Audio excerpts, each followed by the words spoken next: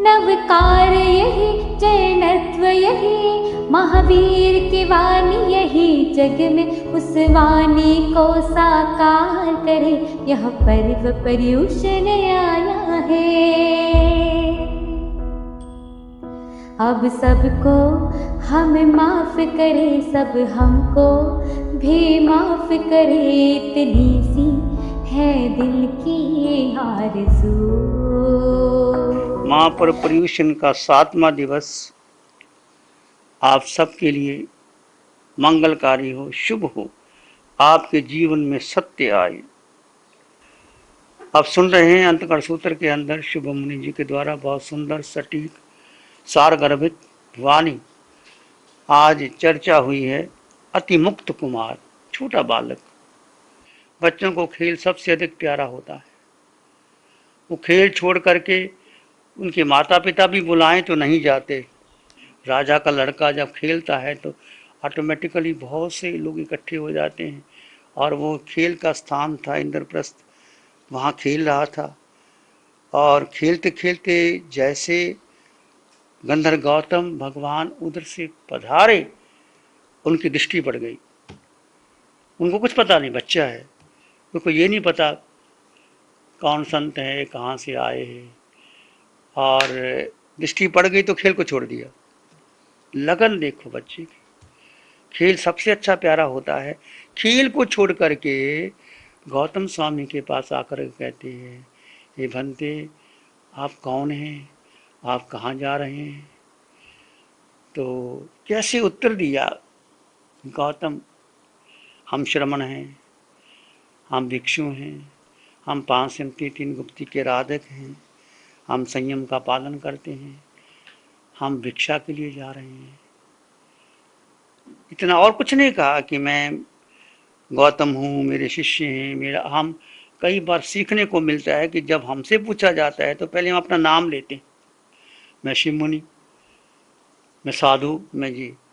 भगवान फरमाते हैं कि अपना नाम भी कोई आवश्यक नहीं लेने का, जरूरत नहीं है, उतना कहो जितनी सार गर्भित बात है, कितना आवश्यक है। नहीं तो भाषा सुमति का बहुत बड़ा दोष लग जाता है।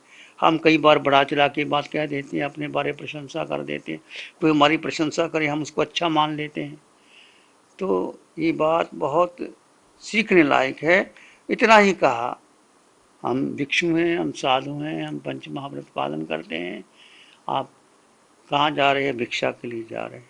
अच्छा, आप भिक्षा के लिए जाते हो तो मेरे घर चलो। ये संस्कार देखो बच्चे में।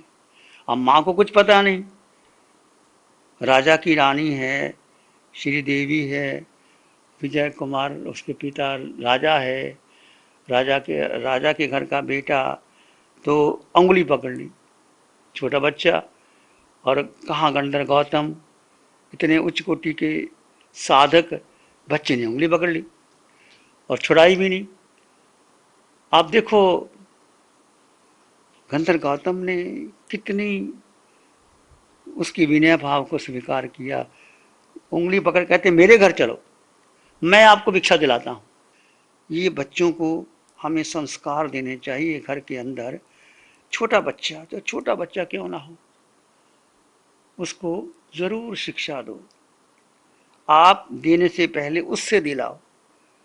बच्चा देता है तो बड़ा खुश होता है और बच्चे के संस्कार जीवन भर में रहते हैं। जैसे घनश्याम दास बिरला के पोते का जन्मदिन था तो उनके पास लेके गए कि इसको आशीर्वाद दो। तो घनश्याम दास बिरला ने अपने पोते उससे पूछा कि मेरे पास जो लेके आए हो जन्मदिन के लिए, इसको कुछ देना सिखाया है, दान देना सिखाया कि नहीं? जन्मदिन की तो बाद की बात है, तो उनको देना सिखाओ। छोटे बच्चे को जैसा आप कहते बच्चा वैसा करता है, वो दान देता है। तो आज देखो बिरला का नाम, टाटा का नाम भारत में नहीं सब जगह है। तो क्यों? उन्होंने दिया, उनको मिला। जितना तुम दोगे उतना अधिक से अधिक मिलता है। तो कई बार परिस्थितिवश तुम्हारे पास जब भी मौका पड़े आप देते रहो, देते रहो। देने से बहुत कुछ मिलता है। तो घनश्याम दास बिरला ने अपने पोतों को देना सिखाया। भगवान बुद्ध भिक्षा के लिए जा रहे थे, भगवान बुद्ध को भिक्षा तो नहीं दी और राख दे दी। भगवान मुस्कुराए, आगे चले गए। तो भगवान से पूछा गया आपने तो, कहते कुछ तो दिया है, दिया तो है ना, चाहे कुछ भी दिया है। तो महापुरुष किसको महत्व देते हैं? क्या दिया है वो महत्वपूर्ण नहीं, दिया है, देना, देना बहुत महत्वपूर्ण है। एक बार प्रश्न पूछा था भगवान से, ये प्रभु हमारा कल्याण कैसे होगा? भगवान ने कहा गृहस्थलिंग सिद्धा, गृहस्थ भी सिद्ध होते हैं। क्यों सिद्ध होते हैं?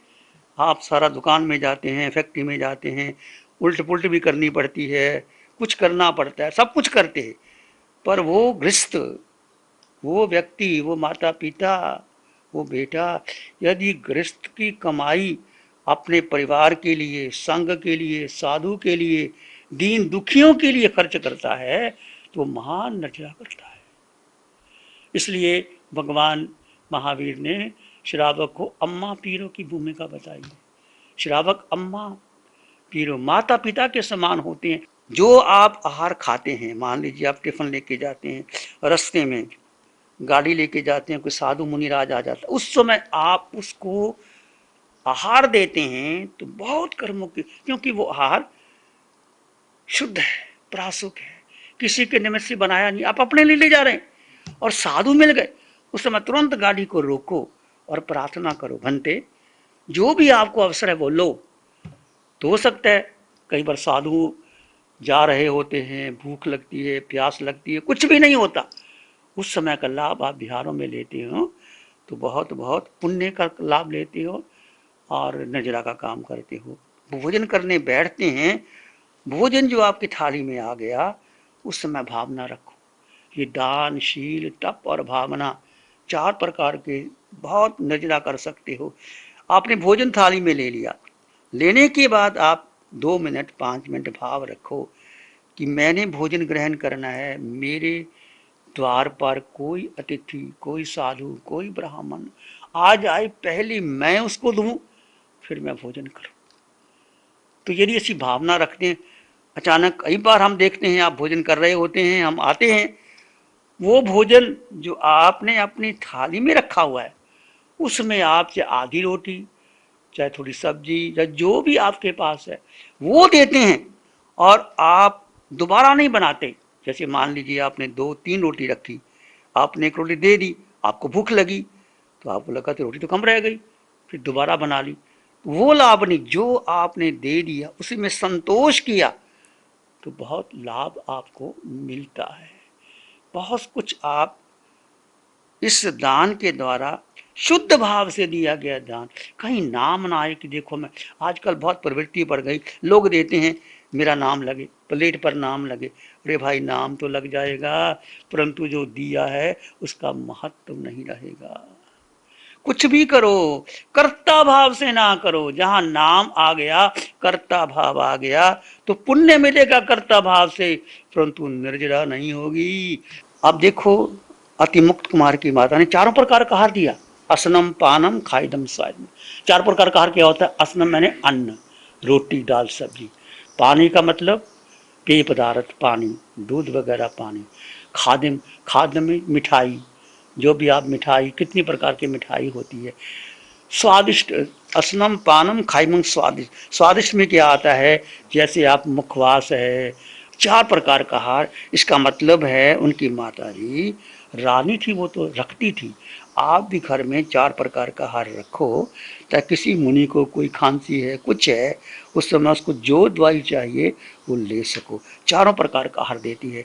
तो गंधर्व गौतम भगवान के चरणों में आते हैं, आके इर्यापथि का पाठ पढ़ते हैं, भगवान को आहार दिखाते हैं, भगवान को आहार दिखा करके वो आहार करते हैं। भगवान के पास अतिमुक्त कुमार बैठा है, वंदना की उन्होंने, वंदना करने के पास बैठ गया तो भगवान परिषद आई थी, भगवान ने तो उपदेश दिया, उपदेश एक ही उपदेश दिया, उपदेश सुन करके भगवान के चरणों में आया, परिषदा चली गई, प्रभु क्या मैं आपके पास दीक्षा ले सकता हूँ?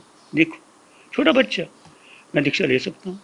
भगवान ने कहा आसोम देवान पिया। भगवान एक ही बात कहते हैं, जैसे आपकी आत्मा को सुख। भगवान तो जानते हैं, इनकार भी नहीं करते, ऐसा भी नहीं कहते जल्दी जल्दी तुम दीक्षा ले। जैसे आपकी आत्मा को सुख घर में आता है, घर में आके माता पिता को कहता है, हे पिता, हे माता, मैं दीक्षा लेना चाहता हूँ। माता पिता तो एक ही बेटा, सुकमाल बेटा, सुंदर बेटा, और दीक्षा की बात सुन करके तो माता पिता कहने लगे, तू क्या जानता है दीक्षा क्या होती है? ऐसा कोई दीक्षा ली जाती है क्या? तू बच्चा है अभी, पढ़ लिख बड़ा हो, फिर बाद में सोचेंगे। नहीं माँ, मैंने भगवान की वाणी सुनी है, मैं दीक्षा लेनी है। और दो प्रश्न जो मुनि जी ने आपके सामने रखे थे, जिसे मैं जानता हूँ उसे नहीं जानता, और जिसे मैं नहीं जानता उसे जानता। कितना फिलॉसफिकल क्वेश्चन उसने रखे, छोटा बच्चा। अब माता पिता को ही पता नहीं, जिसे मैं जानता हूं उसे नहीं जानता, जिसे नहीं जानता उसे जानता हूं। अतिमुक्त कुमार कहते हैं, मां, मैं जानता हूं कि जो जन्म है वो मृत्यु को प्राप्त करेगा, निश्चित मरेगा, परंतु ये नहीं जानता वो कब, किस समय, कैसे, किस स्थान पर, किस प्रकार से, कितने समय के बाद मरेगा, ये मैं नहीं जानता। जानता हूं कि मृत्यु को प्राप्त होगा, जो जन्म लिया है वो मरेगा। हम अपने को नहीं जानते, हमें नहीं पता मौत आएगी, आएगी 50 वर्ष के बाद आएगी, 20 वर्ष के बाद आएगी, देखेंगे तब क्या करना है। मौत को हमेशा याद रखो। अरिस्टोटल ने कहा था, if there is no death there will be no religion at all. यदि मौत ना होती तो धर्म ही ना होता। ये मौत का डर है जो आपको धर्म करने के लिए प्रेरणा देती है। पता नहीं मौत कब आ जाए, पर हम क्या कहते हैं, हम मौत को पोस्टपोन कर देते हैं। किसी की मौत आती है, अर्थी निकलती है, शमशान लोग जाके आते हैं, हम क्या कहते हैं, it is always others who die, not myself. मैं नहीं मरा, वो मरा। हम क्या कहते हैं, वो मरा, मैं तो नहीं मरा, मैं तो 20 वर्ष जीऊंगा, 25 वर्ष जीऊंगा। ये मौत को याद रखना। उसको पिता को कहा गया था कि ये बालिक सन्यासी बनेगा, इसके सामने कोई मौत का जिक्र नहीं करना, कोई बुढ़ापे का जिक्र नहीं करना। और उसके महलों में रोज फूलों की शैया बिछाई जाती थी और कुमलाए फूल उठा दिए जाते थे। कोई वृद्ध उसके पास नहीं जाता था, कोई मृत्यु उसके सामने नहीं आता था। और घटना घटती है जो घटना होती है। एक बार यूथ फेस्टिवल था, राजकुमार को सारथी सिंहासन पर, रथ पर लेकर जा रहा था। दूर से देखा किसी व्यक्ति को उठाए हुए लाश पर ले जा रहे हैं। राजकुमार ने पूछा, ये कौन है, इसको कंधे पर कौन उठाया जा रहा है? सारथी ने कहा, ये मर गया है, इसको कंधे पर, ये मरता भी है। उसको नहीं पता था किसी की मौत होती है, इतना राजकुमार था। हाँ, मरता है। अच्छा, कितने वर्ष के बाद? वो कहता कि तो फिर मैं भी मरूंगा। कहते तुम भी मरोगे 70 वर्ष के बाद, 80 वर्ष के बाद। तो राजकुमार ने कहा, मैं भी मरूंगा। तो फिर मरना जरूरी है, तो फिर अब मौत पर मौत किसके लिए? रथ को वापस ले जाओ, मुझे नहीं जाना। फिर आते हुए किसी बूढ़े व्यक्ति को देखा। बूढ़ा व्यक्ति हाथी पकड़ के चल रहा है, झुर्रियां पड़ गई हैं, कमर टेढ़ी हो गई है। राजकुमार ने कहा, सारथी, इस व्यक्ति को क्या हो गया, ये चल क्यों नहीं पाता, ये टेढ़ा क्यों चलता है, कमर को झुक गई है। सारथी ने कहा, राजकुमार, ये व्यक्ति बूढ़ा हो गया है, इसकी कमर टेढ़ी हो गई है, चल नहीं सकता, मुंह में लार आ रही है, चेहरे में झुर्रियां पड़ रही हैं। उसने कहा कि मैं भी बूढ़ा हूँगा। अभी नहीं, 70 वर्ष के बाद बूढ़े हो गए। नहीं, रथ को वापस ले जाओ। यहाँ से वैराग्य शुरू होता है गौतम आदि बुद्धा का। उसने एक लाश और मरे हुए व्यक्ति को देखा, बूढ़े व्यक्ति को देखा, तब कहा दुख है, दुख का कारण है, कारण का उपाय है, उपाय से मुक्ति है। Suffering, the cause of suffering, the way of suffering, the end of suffering. Buddha की जो धर्म उपदेशना यहाँ से शुरू होती है कि मत पूछो कौन गया, कहाँ गया, लोग सब जाना है, मरना है। तो कैसे कैसे प्रेरणा मिलती है। और कैसे उसने कहा, जिसे मैं जानता हूँ उसे नहीं जानता, और जिसे मैं नहीं जानता उसे मैं जानता हूँ। माता ने कहा, पिता ने कहा, बच्चे ये क्या पहली हमें नहीं पता। उसने कहा, मैं जानता हूँ, मैं ये नहीं जानता कि कर्म बंध के किन कारणों से जीव 4 गति 84 लाख जीवा योनि में भ्रमण कर रहा है। मैं नहीं जानता, पर मुझे ये जानता हूँ कि किए हुए कर्मों के अनुसार उसे 4 गति 84 लाख जीवा योनियों में भ्रमण करना ही पड़ता है। बहुत सटीक प्रश्न है उसने उत्तर दिए। धंधे में प्रॉफिट हुआ, लॉस हुआ, कोई आपको साथ देता है, कोई नहीं देता, परिवार में संघर्ष होता है। हम सब में कर्मों का सिद्धांत, कर्म है, कर्म का अंतराय है। इस बात को लेकर ये सारी आप कथा तो आप सुन चुके हो। माता पिता ने बहुत समझाया, प्यार से समझाया, डांट डपट के समझाया, परंतु वो नहीं माना। आखिर लालच दिया कि एक दिन का राज आप ग्रहण करो। राजकुमार चुप हो गया। जैसे गसुकमाल को एक दिन का कृष्ण ने राजा दिया था, वैसे राजकुमार को राज्य दिया गया और वैराग्य पक्का था उसको तो। और कहने लगा अच्छा ठीक है, राज्य दे के फिर क्या आज्ञा क्या है, बस मेरे लिए दीक्षा की सामग्री तैयार करो, आगा पात्रा लाओ। उसी के अनुसार जब माता पिता ने पूरी देखा कि वैराग्य पक्का है, छोटे बच्चे को माता पिता ने आज्ञा दे दी, इनकार नहीं किया। भगवान के श्री चरणों में गए और भगवान ने उसको दीक्षा दे दी, छोटे बच्चे को दीक्षा दे दी। छोटा बच्चा था। नमो अरिहंतानंग, नमो सिद्धानंग, नमो आइडियानंग, नमो जयनंग, नमो लोय सब सावनंग, धम्मो मंगल मुकीठम अहिंसा संयमो तवो, देवावित्तंग नमं संति जस धम्मे श्यामनो, श्री चत्तारी मंगलम, अरहंता मंगलम, सिद्धा मंगलम, साहु मंगलम, केवली पानत्तो धम्मो मंगलम, चत्तारी लोगुत्तम, अरहंता लोगुत्तम, सिद्धा लोगुत्तम, साहु लोगुत्तम, केवली पानत्तो धम्मो लोगुत्तम, चत्तारी शरणं पवज्जामि, अरहंते शरणं पवज्जामि, सिद्धे शरणं पवज्जामि, साहु शरणं पवज्जामि, केवली प्रणतं धम्मं शरणं पवज्जामि। चारे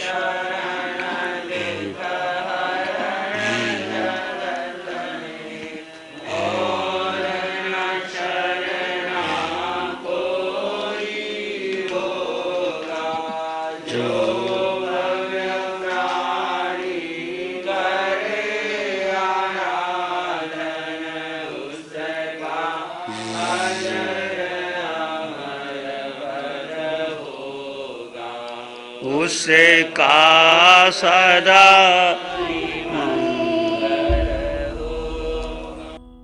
नवकार यही, जैनत्व यही, महावीर की वाणी यही, जग में उस वाणी को साकार करे, यह पर्व पर्युषण आया है।